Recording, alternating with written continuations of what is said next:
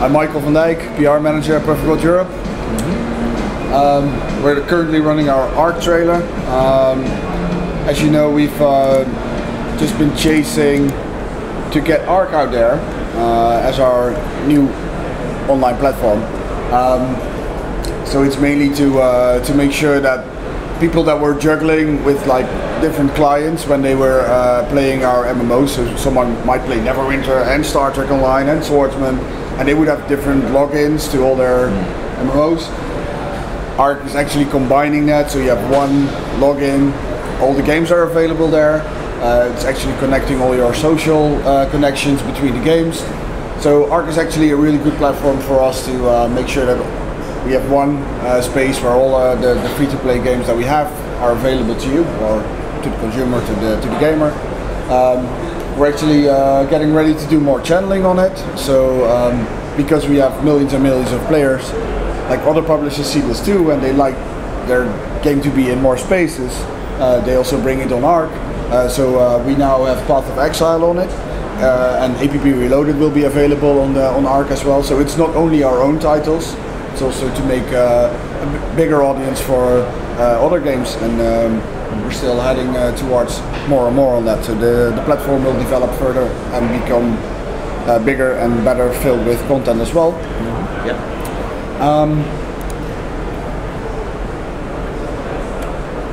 Why we're here, Neverwinter, Tyranny of Dragons. It just released last night, so it's our 4th expansion module, as I should say, because in the D&D world you call it a module for any new campaign that comes out. But you might be familiar with Neverwinter already, or with Star Trek, or like our games. Both actually. You might be less familiar directly with how we are organized in Perfect World. I just wanted to give you a few points because I think it's something that it's not always explained as much. You will know us because we've been connecting in the Amsterdam office, Perfect World Europe. We're in Amsterdam, and we're a publishing office right there, so we'll do the marketing, we'll do the localization of our clients. We currently have our games in a German, French, Italian, Polish, Turkish, and some of our games even in Russian. Those clients are available for download. And we do the marketing and the PR and running the games. The hosting of it is happening there, so there's also a bit of IT staff there. That's pretty convenient when you're running MMOs. But our mother company is based in Beijing. It's the Chinese office. Currently, if my figures are completely right, we have over 4,000 people working there for us. That has to do because there's a big publishing office there, but they have also like the first party development studio, so they're actually creating engines and they're creating the games that run on those engines. And sometimes we'll select like a game like Swordsman that's been created by our Beijing office to be localized and be ready to get to the European and the US market. Swordsman actually really released like a month ago, so we have that available in our space, and we'll keep continue looking at what's available in by our Chinese colleagues and what they have been creating, because if it matches our markets, we'll definitely bring it to our gamers over here. The Chinese office obviously very experienced with the Chinese territory. They've been doing free-to-play for quite a while now. They've been very successful at it. At the Striker Point, Valve has been seeing how they would get to the Chinese territory and how would they do that. Doing it themselves, they would absolutely be able to do it, I guess, but they just tapped into our experience and our already existing networks and distribution there. So they struck a deal with the Beijing office to say like, you are going to be the exclusive publishing partner for Dota 2. So we're actually hosting Dota 2 in China. Perfect World in the US, also a publishing office, so marketing, PR, IT, a lot of people running around, making sure that you get your games in the best possible way. And Cryptic is our studio. Well, it's a studio there that we work fairly well with, obviously, because we have our Neverwinter, Champions Online, and Star Trek Online coming from those guys. Currently don't have real numbers about their headcount, but they're getting bigger because they're working on a lot of stuff at this point. Neverwinter as a game is growing because we're adding more content by using Tyranny of Dragons. Cryptic at this point is a bigger studio than it was at launch of Neverwinter, so that's a point for showing how dedicated we are to bring new content to the players in Neverwinter.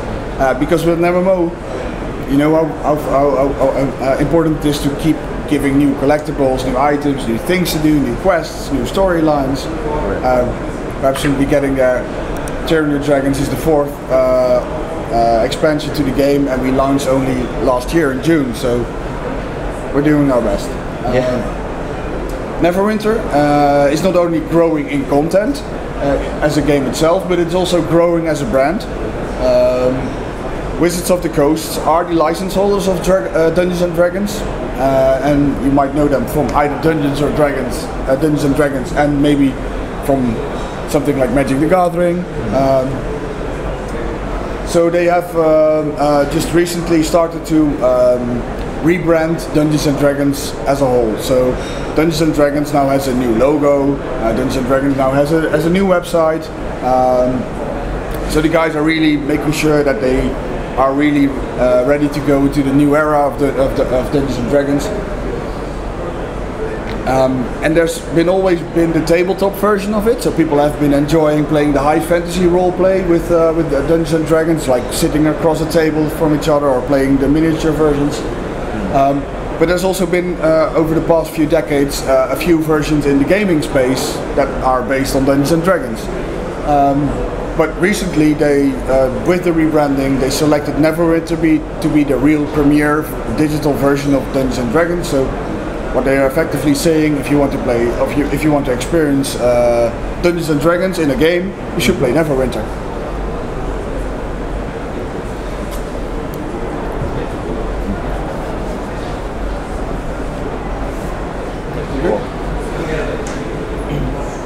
And what it also enables us to do is to really sync up with Wizards of the Coast.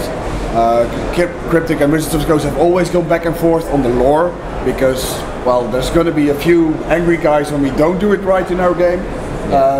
So during development of the game, during launch, and during the development of the expansion content, there's always been a bit of back and forth on it. But now, because it's all rebranded, Tyranny of Dragons is not only something that launched yesterday in Neverwinter, but it's also something that happened within the D&D campaign. So Tyranny of Dragons is effectively their new step in the campaign as well. So we kind of synced up. So everything that happens within the Forgotten Realms, within the Dungeons and Dragons universe, is actually going in the same direction, which is really enabling us to do the brand a lot of good with. So would you say that the 5th edition of the tabletop Dungeons and Dragons, which is coming out this month, which is because of the rebranding, new logos and such, because of the 5th edition, so would you say that some of that lore will go into this game? Absolutely. Like the campaign that they run right now is about battling the Cult of Dragons. We are actually doing the same in the game right now. But I'll explain it a little bit later. Neverwinter is growing as a game, as a brand, but also the base game is going to more places. So we actually announced that we will have console versions. They are in full development. Microsoft recently announced that they will bring the Xbox One to China late September already. Which is kind of special, because China didn't know consoles for about 13 years, so no PS1s, it just didn't happen over there, and that makes Microsoft very proud, because they can bring it. The Shanghai Free Trade Zone actually allowed the Xbox One to go there. Why is that a very interesting story to us? It is because all the versions that will launch in China, the standard and the premium editions of the Xbox One, will have Neverwinter pre-installed. So we're effectively bringing it already to the Chinese market. And it enables us to really work on the versions that we will bring to the US and in Europe. Guys at the Cryptic office have already enjoyed playing the Neverwinter with a controller. They just hooked it up to the USB port, and like many games support it. but to get it fully right, we take our time to make sure that we got the controls right, because having the setup of playing Neverwinter in your couch with a controller, it appeals to me, so I like it. But the thing is, like, if you it's also a good addition, because if you enjoy doing it on PC with your keyboard and mouse, you can already do that. So it will only bring a new experience to those people who've not been able to play it on PC because they don't enjoy that. So yeah. So, how do you browse through these shops and menus? Oh, to be fair, like I would love to just pick up an Xbox One right here and show it to you. Cryptic is really in full development of it, and we're at this point not really ready to show it. But when we do, because the games are going to ship like the first half of 2015, we'll make sure that everyone knows about it, so we get the right eyes on it and make sure that everyone has a feel for how it plays on a console. Tyranny of Dragons, as a spoiler, it is about tyrannizing dragons. Well, they are effectively tyrannizing Neverwinter. And that is because the Cult of the Dragon, and within the Forgotten Realms, I'm not a lore master, but I believe these guys have been around for quite a while in the lore.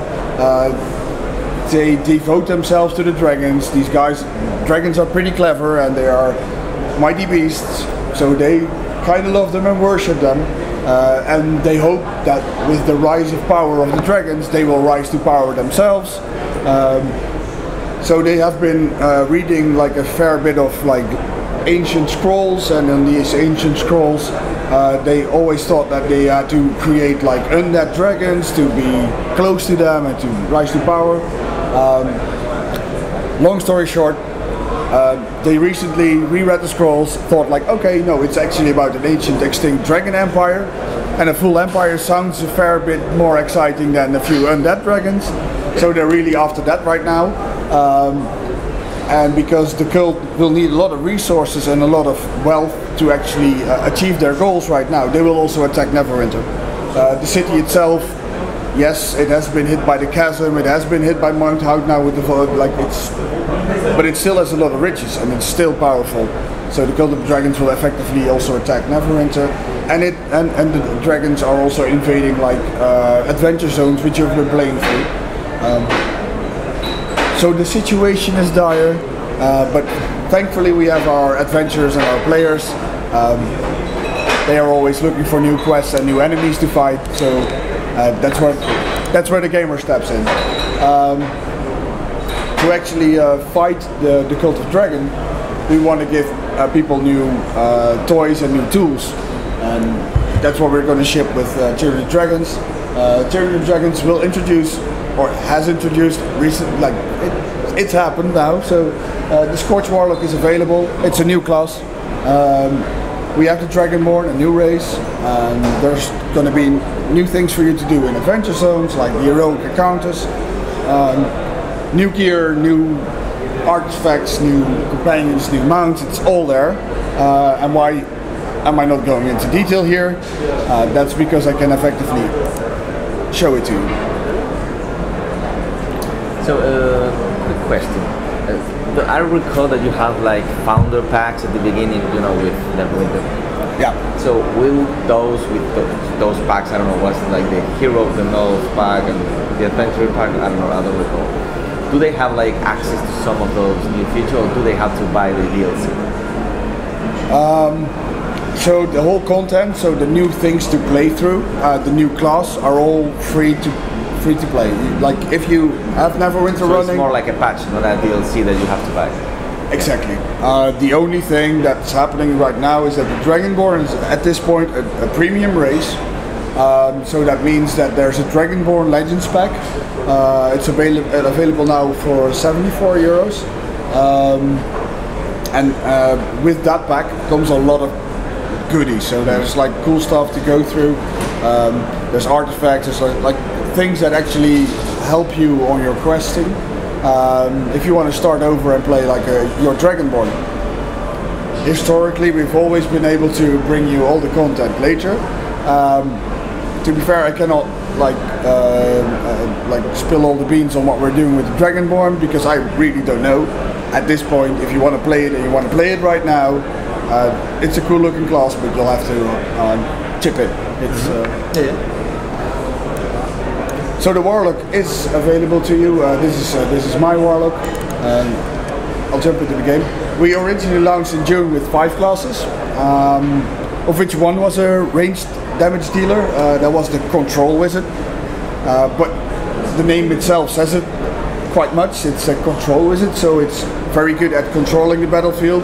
They do a fair bit of damage, but when they are actually played right, they will make sure that the enemies don't attack the group as much, because they're really controlling the battlefield as they should. With Shadow Mantle, our second expansion, in December of last year, we introduced the Hunter Ranger. So that was your ranged DPS with a bow wielding guy that actually does a fair bit of damage from range. And I think the Warlock is a very welcome addition to the roster, because it's all about damage. It's about raw power. There's some fair bits of support, because you will be able to increase the damage of the whole group. But the class itself is just out there for the kill. It's unfortunately this happens when I go into the zone right now. I think that will be. Never play on patch day, right? That's what happened. So through the save login I can go in here. So the Warlock is now in Icespire Peak. Icespire Peak is like an End 40 zone, so it's actually a zone you would be familiar with if you leveled up to level 60. You would have been here. Why am I showing you an old zone? That's because of this little puppy over here. The full new PvE campaign that's in Tyranny of Dragons. It has your tasks, your quests, your new things to advance through, and you'll play through it to actually get to the boons, like the rewards you unlock at the end of like the full campaign. Our former expansions also had like a PvE campaign, so with Fury of the Feywild, with Shadow Mantle, and with Curse of Icewind Dale, you had like new things to go through in like questing. But they all started at level 60, or even with gear requirements. So it is for people that have done a fair bit of gaming in Neverwinter. But now this one actually is already available at level 26. You can start it a fair bit earlier, and that is also because there's a new class, so you might start over. There's a new race, so you might start over. But that's also because of the story. The dragons are attacking like the whole area zone. Exactly. So there's new things to go through when you're leveling up. But even from Neverdeath Graveyard already, there's an attack. There's heroic encounters right there, and that's also quite nice for you to pick up and play, because you can be level 60 and go back to these zones. Very nice to backtrack to them, see them again. But if you're leveling, you'll also notice there's something going on and you want to be part of it. You can. So what do those boons do? I mean, they grant you stats or abilities? I really don't know. If you've been playing through like, if you want to be a very full grown character, you should have played the PvE campaigns from the former expansions, because it makes you stronger in general. And that comes also with the territory. You will also have played through the dungeons that come with the expansion, so you'll also have the gear from that. So there's various reasons why you should play the game to get better. Like, okay. So talking about new zones, this is actually a new part of the map right now. So this was not existing before Tyranny of Dragons. Dragons attack, so it's a new heroic encounter. Heroic encounter means that you can participate with the group to actually battle together to actually overcome it, but they're on a timer. We introduced that mechanic in Curse of Icewind Dale on the PvP map. There was also a fair bit of PvE going on, and a lot of heroic encounters. Like some of them are available to you all the time, but like the bigger events that were happening were on a timer. Unfortunately, it looks like it's still 16 minutes out before the dragon will land, so I'm kind of unsure whether we will see it. But let me go to the zone and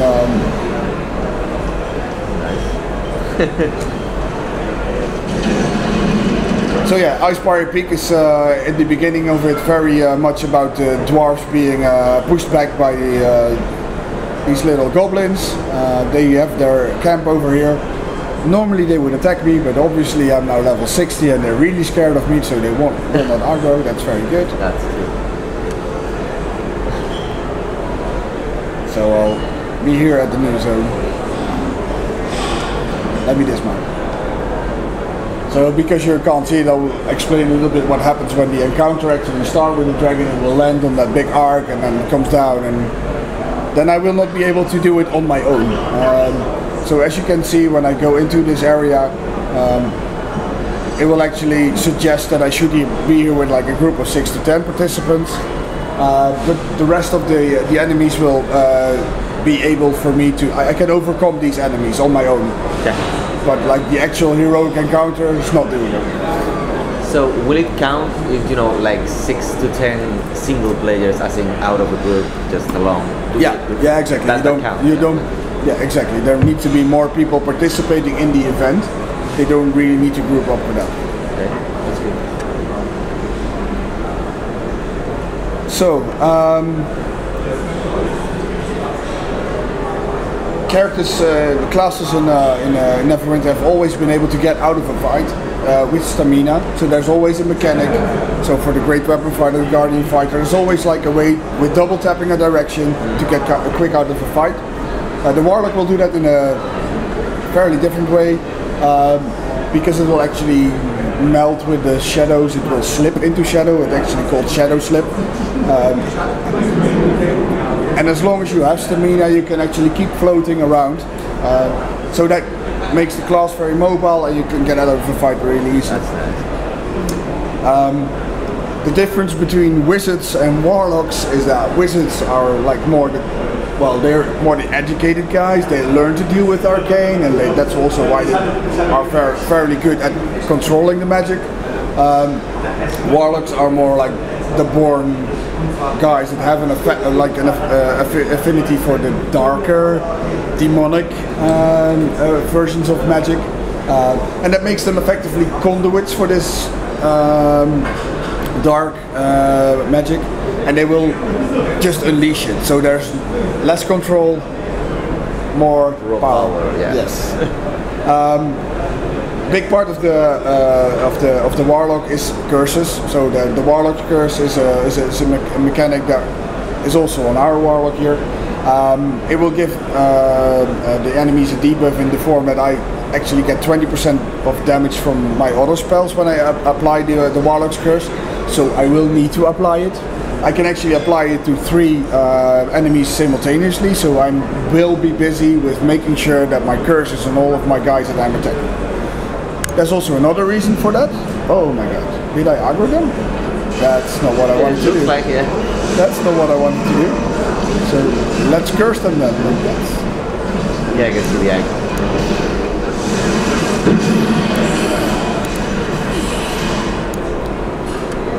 The visuals are pretty good. So I'm dealing my damage pretty well. So now that the fight happened, I have to do it in reverse. I'll first introduce the Soul Puppet now to you. The Soul Puppet is the guy really hovering next to me. On a successful cast, he will be summoned from the dark, bad magic things, and he's there. Will normally stay around for like it might be 5 seconds or 5 attacks. I don't know precisely, but now that I have my talent spec'd towards having him around, I can actually show it to you, otherwise he would vanish again. So this is the Soul Puppet. Hello. What I actually wanted to talk to you about with the curses is that you want to apply them, because I can the dark spiral orbs that you see around me now. There's 3 of these things going around me. I can summon one of them by just hitting the spell button, and then when I unleash that will do damage. But I can get more of these spiral orbs to do more damage when I kill an enemy that has the curse on it. So that's why you want to keep the curses on there. You want to keep track of how you do your rotation with the spiral orbs.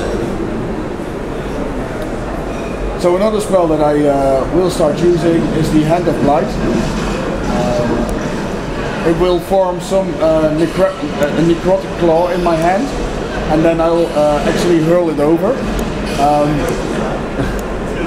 What's interesting for a class that's all about ranged DPS is that when enemies effectively come really too close to me, the necrotic claw is something I can use to actually hit them. Attack them in melee range and get out of the situation pretty quickly again.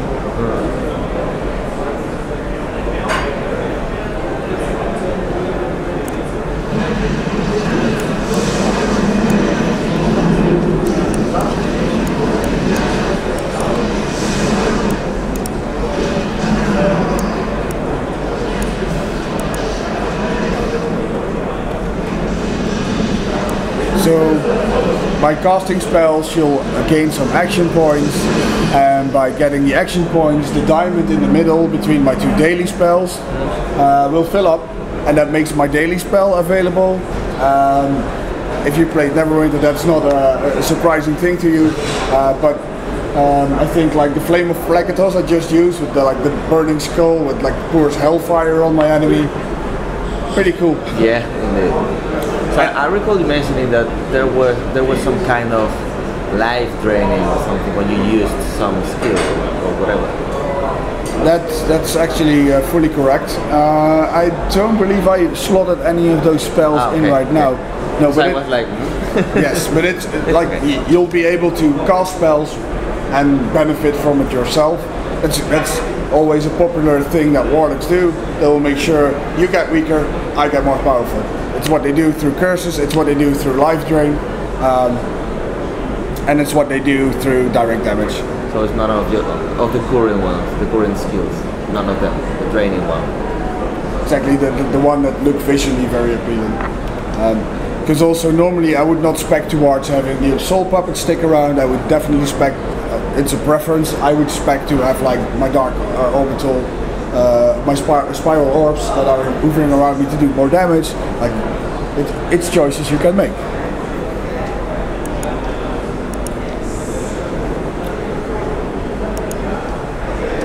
So that hopefully explains a little bit how the warlock is going to work.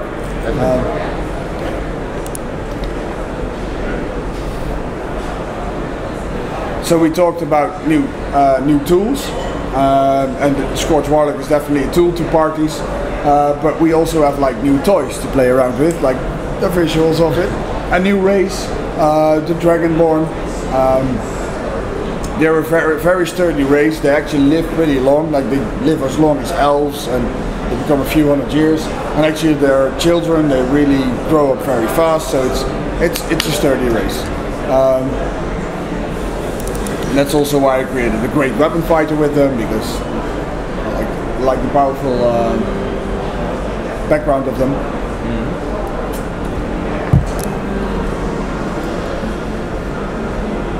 Looks like a timeout again.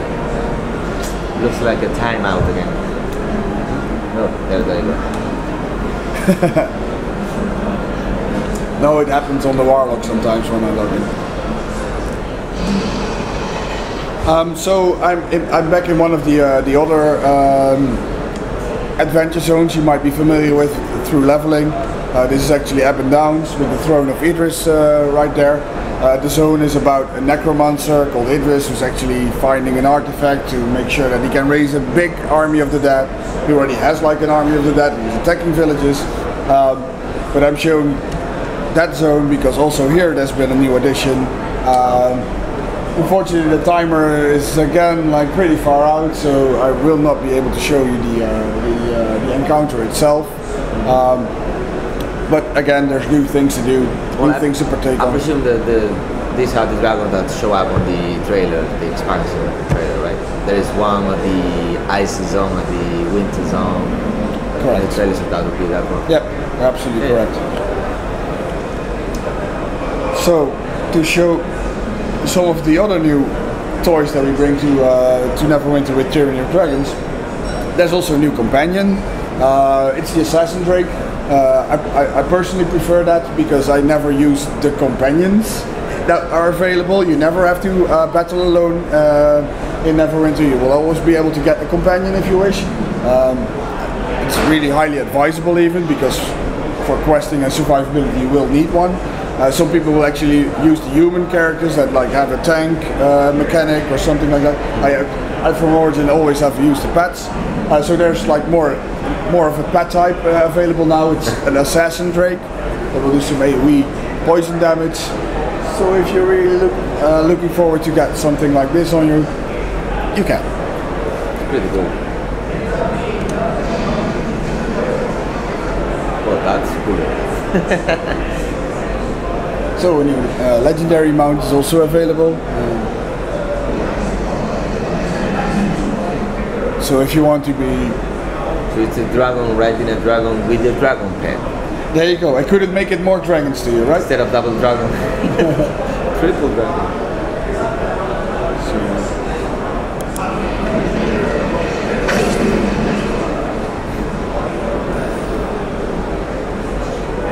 So they look pretty good. I would have loved to show you the encounter right here, but unfortunately we lucked out. It's not available. One of the nice additions that come with the pack, and you can then use it on any race, is an artifact that will actually allow you to fire breathe. Cool visuals to it. Will also do a fair amount of damage. So it's like an extra skill slot, let's say. You put an well, artifacts have been introduced in Shadow Mantle, and it's effectively a slot that you will, a slot of gear that you will not see on your character, but you'll bring these powerful artifacts with you. There's actually a pretty cool quest to do to get your first one. But what the cool thing about the artifacts is they will have a stat boost for you. They will have a cool ability on cooldown. There's a lot of cool there. But they also level up, so you will have a way to actually keep the same ability and make sure that the stat boost on it is getting better. So they've been pretty popular since Shadow Mantle, because, well, it makes your character stronger, like the boons do. So you want to collect these. So we're now introducing artifact gear as well.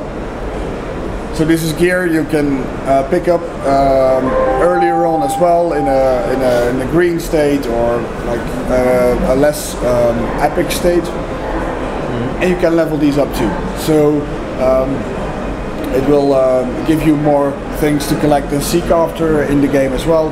And if you level it up correctly and you have the right one, it will actually be one of the best gears you can have in slot. So does it level up with the character? I mean, it gets like a bit of the experience that the character gets. How does that work? There's actually a mechanic. I'm not too knowledgeable on it because I've not used it myself. But as I understood, like the artifact gear, you can level it up by using other gear. So you will actually feed gear that you have from a dungeon run. You do a dungeon run, you get all these blue stuff, which you don't have real use for, and then you can feed it instead of just going throw it away or vendoring it off. Like, I see. That's a nice mechanic, and you get to keep gear instead of just having this constant need of getting new gear. You can keep a bit of some pieces here and there. That's nice. So the Cult of the Dragons is attacking us everywhere. But there's also new fights for level 60 characters. So there's a new dungeon. It's called the Lair of Lostmouth, and there's also a new skirmish to take part in, and it's all because of a portal that goes to Tuern. Tuern is an island. I could not point out on the Faerun map, but it's there. It's on the left, probably. It's an island. well, that's actually right, because the Sword Coast would be like, yeah, there's the sea. So that would actually be very, very right.